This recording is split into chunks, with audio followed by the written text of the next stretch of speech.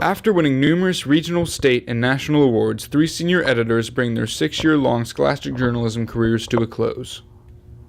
I've been an editor for the Lovejoy since my sophomore year, so this is my 3rd year.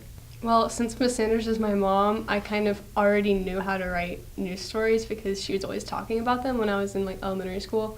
And then whenever I had her as a teacher, I learned how to actually write those news articles and how to take pictures with a DSLR camera, how to be objective when writing a story and how to not use opinion. Basically every single aspect of having a news sense I got from her class. The editors have been together since middle school, where they were under the advisement of Nicole Sanders. I kind of see my classroom as boot camp, and it's one of the best parts of my job, and it's also one of the hardest in that I raise these kids up so that they can go in and step foot in the door of the Red Ledger and be good to go from the get-go. And that's rich and rewarding because it's like I raise these kids up and they go and soar to amazing heights. But it's also the hardest part because I only get to have them for 2 years. And I think a lot of it is that they truly do care.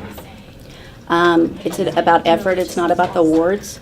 I know Mr. Hell and I have talked, and previously with Mr. Higgins, that it doesn't take an award to prove a good journalist. It's about the service to the community, and while we are very proud of them for the efforts and the awards that they have won, it doesn't take an award to make us or show that we're proud of them. Jillian inherited a natural instinct as a journalist, and that through her insight in serving the community has made her, even as she's grown and served, become an even better journalist because she's very driven and takes out for the underdog, and that's the perfect example of a good journalist, is that you're the watchdog for society. So, absolutely. Well, my freshman year was the last year that the Red Ledger had a print publication. Hallie Fisher and I were the ones that basically did the entire thing.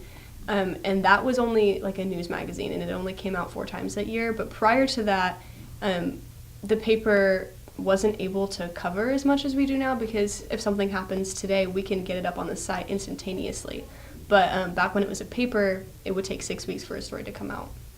I think transitioning from the middle school to high school program taught me a lot of range of skills. So I know how to do print, I know how to do online, I know how to take photos, I know how to do videos. So I learned a lot over the past couple of years.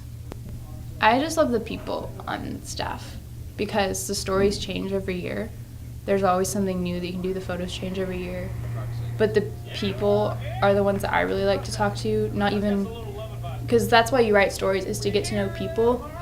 But I think the coolest people you get to know are the people writing the stories about people, because those are the people that you really see their creativity and how they think and what they think is important. So I think you see a little part of the writer in every single story that they write. This is Parker Nolan and Fallon Brothers reporting for the Lovejoy News Network.